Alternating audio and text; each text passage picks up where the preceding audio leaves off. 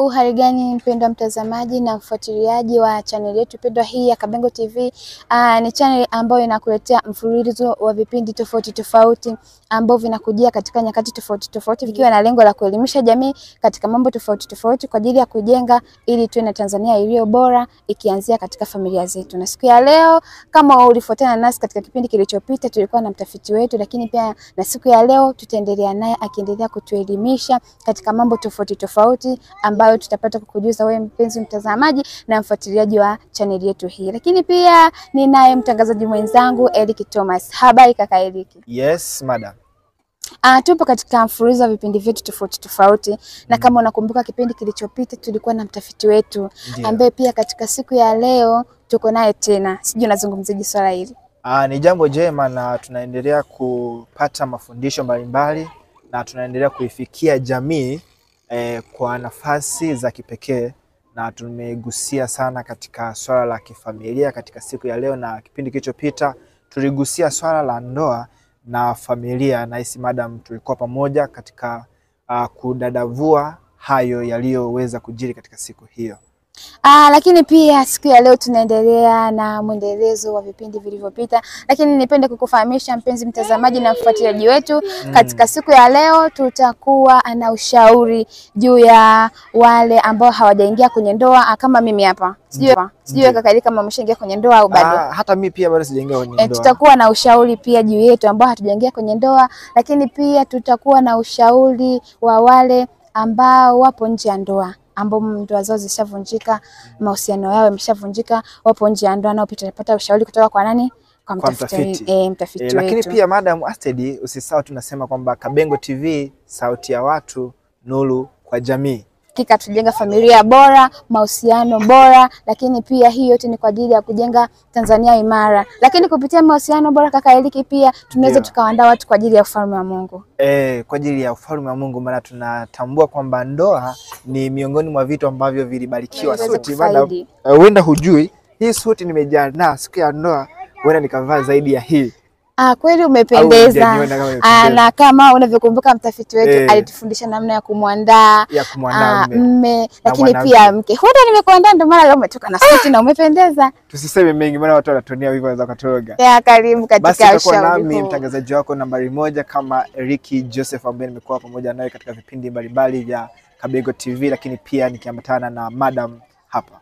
Utakuwa na mimi kama mtangazaji namba 2 ambaye tupo wote katika vipindi tofauti tofauti nikienda kwa jina la Astrid Fadhili. Karibu katika ushauri. Asante. Na wiki iliyopita tuliweza kuishia katika ushauri juu ya wanandoa ambao ni hususan wanawake ambao tumezoea kuwa na jamii ambayo imekuwa na masingomaza wengi wakidai kwamba ndio jina jipya la masingomaza, lakini pia na wanawake ambao hawajaingia kwenye ndoa, lakini pia tumeona vijana pia ambao wao hawataki kuingia katika ndoa. Lakini leo madam tuna ushauri mzuri juu yao. Natumaini ni ushauri ambao utakwenda kuwagusa wanawake wote walioko kwenye ndoa, ambao hawako katika ndoa, lakini pia ambao wametoka katika ndoa zao na ambao wako ndani ya ndoa. Lakini pia nikukumbusha kaka Eliki, kwa siku ya leo tutabezi sana na wanawake na mabinti ambao wameingia kwenye ndoa, lakini pia wale ambao ndoa zao tayari zimeshavunjika, na ni kwa jinsi gani mtafiti wetu atawapa ushauri jinsi ya kuweka yale mahusiano kuwa imara, au kwa wale watakaoweza na ushauri ukawagusa ni kwa namna gani wanaweza kurudi hata kwenye ndoa zao. Kwa hiyo kama tulivyojifunza wiki iliyopita ni mwendelezo tu ndani ya ushauri, japo tabezi sana upande wa wanawake, lakini na mimi na nyie pia upande wa kiume msihudhunike sana, mtaguswa na nyie kwa wakati mwingine kwa sababu ni mfululizo wa kipindi. Kama nilivyokufahamisha mpenzi wa mtazamaji, sasa ndio tunaye mtafiti wetu hapa. Habari za wakati huu mtafiti? Namshukuru Mungu, niko salama, niko vizuri. Naamini kwamba tumeonana kwa mara nyingine tena. Kwa mara nyingine tena, lakini pia kwa mtazamaji ambaye anatufuatilia mara kwa mara itakuwa sio sura ngeni kwa mtazamaji, na ningependa tu wakumbushe kwa haraka haraka majina yako ili wapate kukufahamu zaidi. Majina yangu naitwa Hassan Hamisi.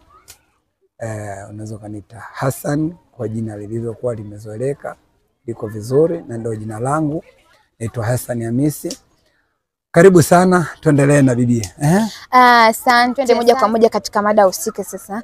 Wewe kama mtafiti unatushauri nini sasa sisi wasichana ambao tujiingia kwenye ndoa, lakini pia wale wa mama ambao tayari mahusiano yao yameshavunjika, tayari wapo nje ya ndoa, wanahitaji kupata ushauri kutoka kwako ili wajue ni namna gani wanaweza kurudisha yale mahusiano, au na sisi ambao tujiingia kwenye mahusiano ni namna gani tunaweza tukafanya ili kuingia kwenye mahusiano na kuweza kuimarisha yale mahusiano ambayo yanatakiwa kuwa msingi mzuri wa familia. Karibu.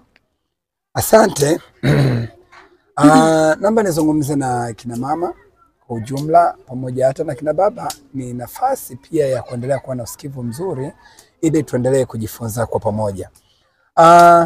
Mwanamke yote ninaamini kwamba anahitajika kuheshimika. Yeah. Lakini pia kwenye kuheshimika, heshima inatengenezwa na yeye mwenyewe.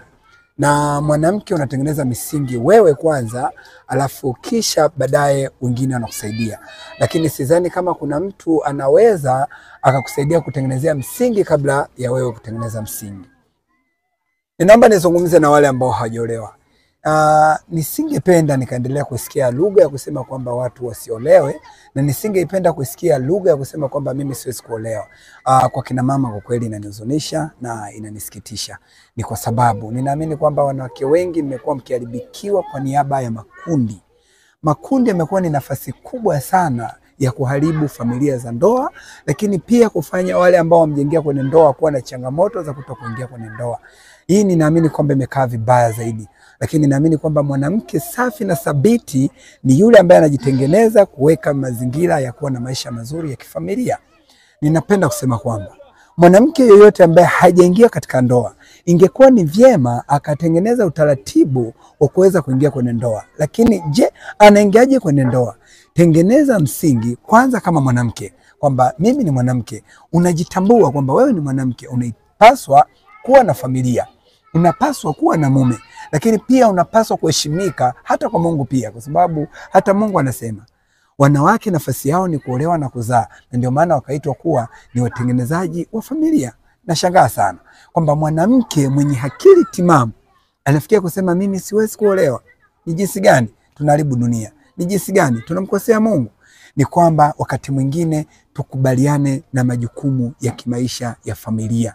Na namaanisha nini? Ni kwamba kuna wanawake mmekuwa kwa asilimia kubwa mkipanda na kigezo kikubwa cha kwamba wanaume hawawezi kulea familia. Ni kwamba hakuna mwanaume asiyeweza kutengeneza familia, isipokuwa kuna matumizi yanasababisha mwanaume kushindwa kutengeneza familia. Kwa hiyo wakina mama kwa asilimia kubwa, wakina dada kwa asilimia kubwa waliokuwa hamjaolewa, chukua maamuzi ya kuolewa. Lakini wakati unakubali kuolewa, fikiria kwamba mke wa mtu ni nini? Mke wa mtu ni kuwa kwenye mamlaka, ukubali kumilikiwa. Wanawake msiwe na zile akili za zamani za kusema siwezi kumilikiwa. Ili mwanamke uwe kwenye maendeleo ni lazima umilikiwe. Ili mwanamke uwe kwenye heshima ni lazima umilikiwe. Na bila kumilikiwa hutokuwa na jina zuri, na bila kumilikiwa hutokuwa kwenye nafasi nzuri. Ninafikiri ya kwamba mwanamke utakapokubali kumilikiwa, lakini pia ukakubali kujitoa kumwambia Mungu, mimi nakwenda kukimbilia kwenye ndoa, na kwenda kuingia kwenye ndoa, nibariki katika ndoa yangu, niongoze kwa hekima na busara.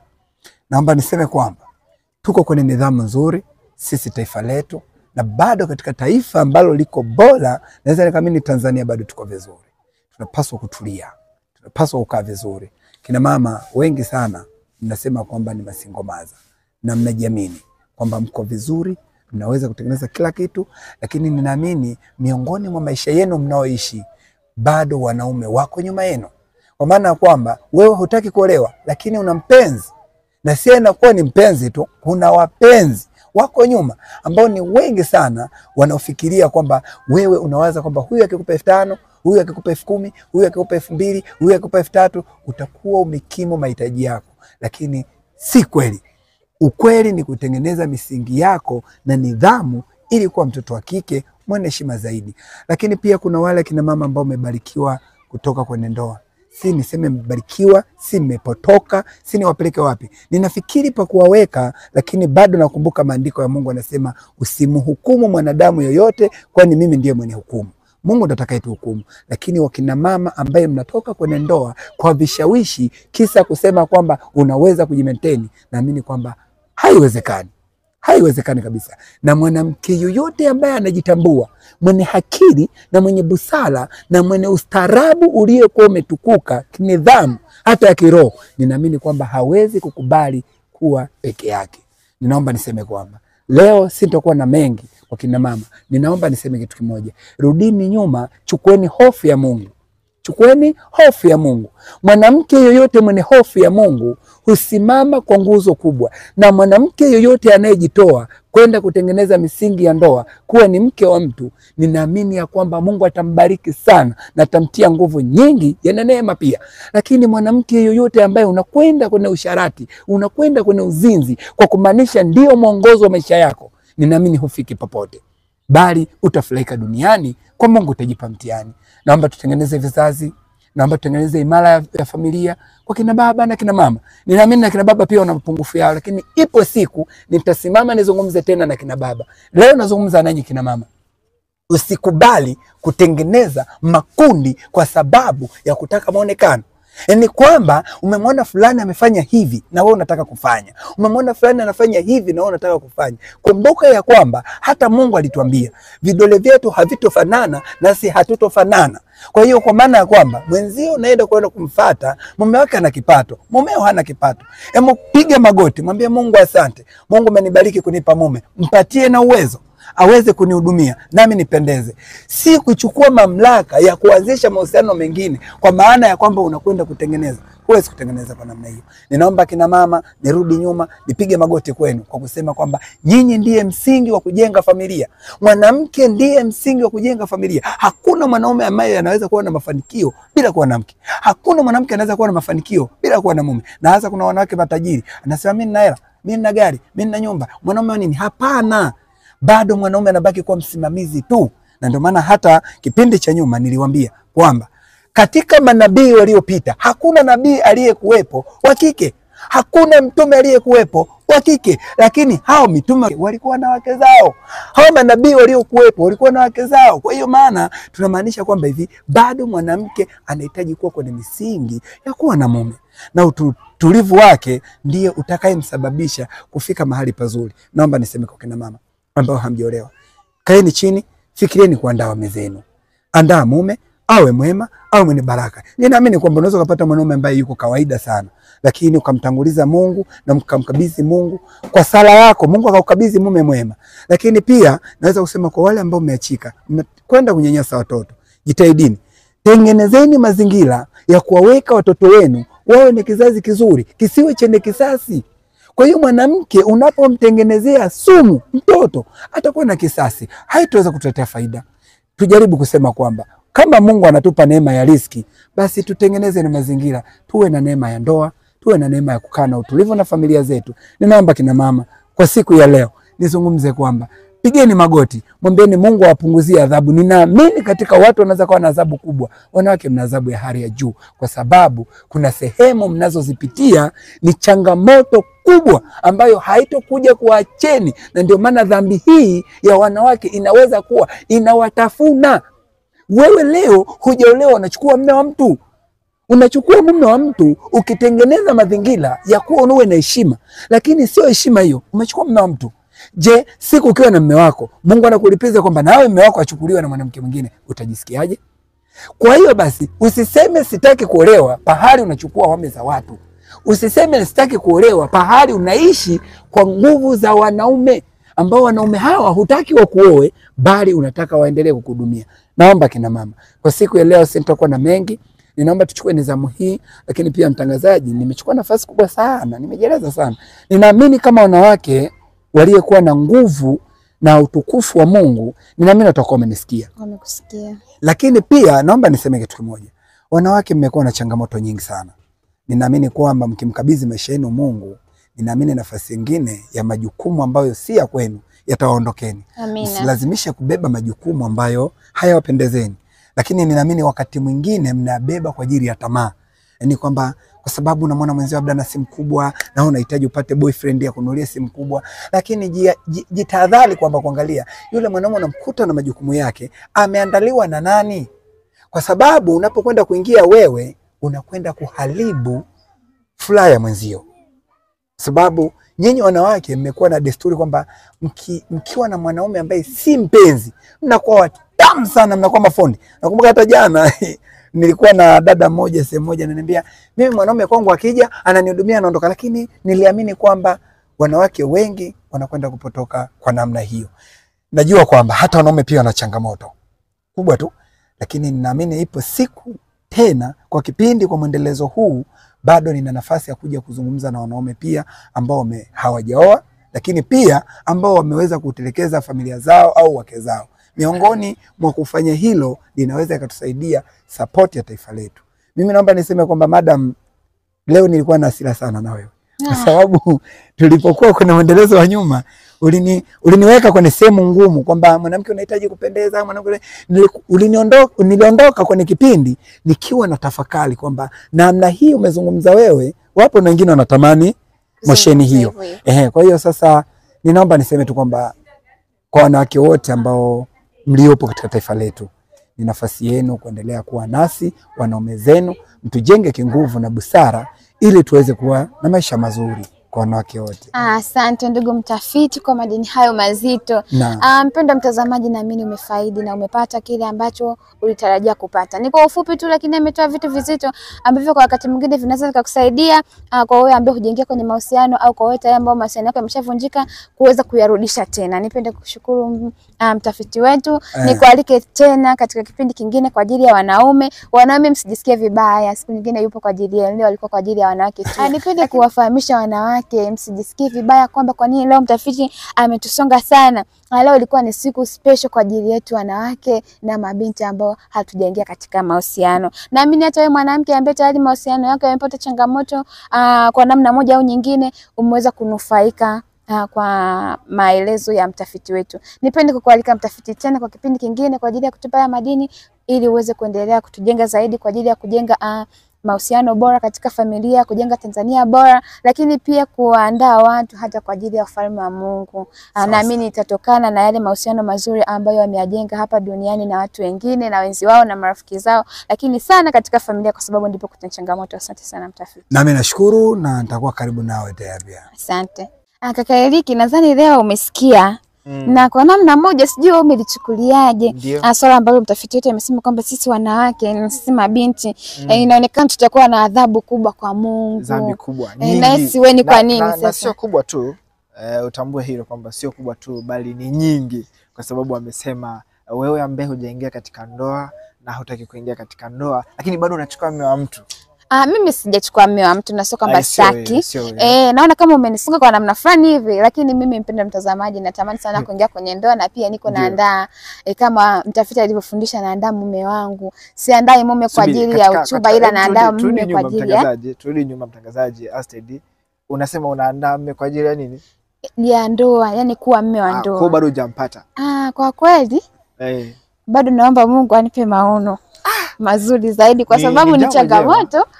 Ni changamoto, lakini kwa namna moja au nyingine sasa niko nafanya zile harakati hatua kwamba nikimpata tafanya moja mbili tatu. Sasa ngoja nikurudishe nyuma Madam Asted. Usisahau kwamba Biblia inasema kwamba utampata wa kufanana naye. Hivi ni wa kufanana naye, wa kufanana naye? Kwa kweli Biblia imesema ni wa kufanana. Kwa maisha wewe ni mfupi utapata mfupi mwenzako. Kwa namna moja au nyingine, sio kwa kufanana tu kwamba kwa umbo kwamba yeye ni mwembamba na mimi wewe mwembamba. Wewe ndio hujanielewa point yangu, ni kwamba kama wewe ni mfupi siramie kidogo. Sio mbaya kwa sababu mimi ni mfupi, hata Mungu akinipa mrefu na mimi tumefanana, hata akinipa wewe. Akinipa hata mimi. Hata akinipa wewe mimi nitakuandaa, kwa sababu pia atakuwa amenisaidia. Utakuwa umepata kitu kutoka kwa mtafiti wetu, na mimi nilichopata kitakujenga, kitatupa wepesi zaidi. Basi asante sana. Leo katika siku ya leo tulikuwa na somo zuri ambalo lilikuwa limewalenga wanawake sana ambao hawajaingia katika ndoa, lakini pia walioko ndani ya ndoa na wale ambao wameshatoka katika ndoa zao, tukimaanisha kuachika. Na tumekuwa na jamii kubwa Madam Asted, kama jinsi ambavyo nilielezea hapo kabla, ya wanawake wengi ambao wanaamini kwamba wanaweza kucontrol maisha yao wao kama wao. Ndio wale ambao tumesikia sasa hivi wanajiita single mothers. Single mothers. Nadhani umeshawasikia. Basi bila kupotezea muda, mpenzi mtazamaji wetu ambaye umekuwa ukitufuatilia moja kwa moja kutoka katika chaneli yako pendwa ya Kabengo TV, sauti ya watu, nuru kwa jamii. Na tumaini tunaendelea kuwa nuru kwako, na ukipenda zaidi basi usisahau kucomment, kulike, kushare na kusubscribe ili uwe wa kwanza kupata matangazo yetu ya moja kwa moja ambayo yanatoka katika studio zetu, na matangazo hayo yanaandaliwa kwa uzuri zaidi katika kulenga jamii, kuwa nuru kwa jamii. Nipende kumfahamisha kwamba mpenzi mtazamaji kwamba kwa sasa hatutakuwa na mengi zaidi, ndio mwisho wa kipindi chetu, lakini pia nikukumbusha kuwa tutakuwa na mfululizo mfuatano wa vipindi mbalimbali. Kwa siku ya leo tulikuwa na mtafiti wetu akizungumzia kwa upande wa wanawake na mabinti, lakini kwa wakati mwingine pia atakuwa akizungumzia upande wa vijana ambao hawajaingia kwenye mahusiano, lakini pia hata wale wa kina baba ambao tayari mahusiano yao yameshavunjika. Kufikia hapa hatuna la ziada. Ulikuwa nami mtangazaji wako namba 2 nikienda kwa jina la Asted Fadhili, lakini pia nikiwa na kaka hapa nafahamika kwa jina la Elki Joseph. Bye bye.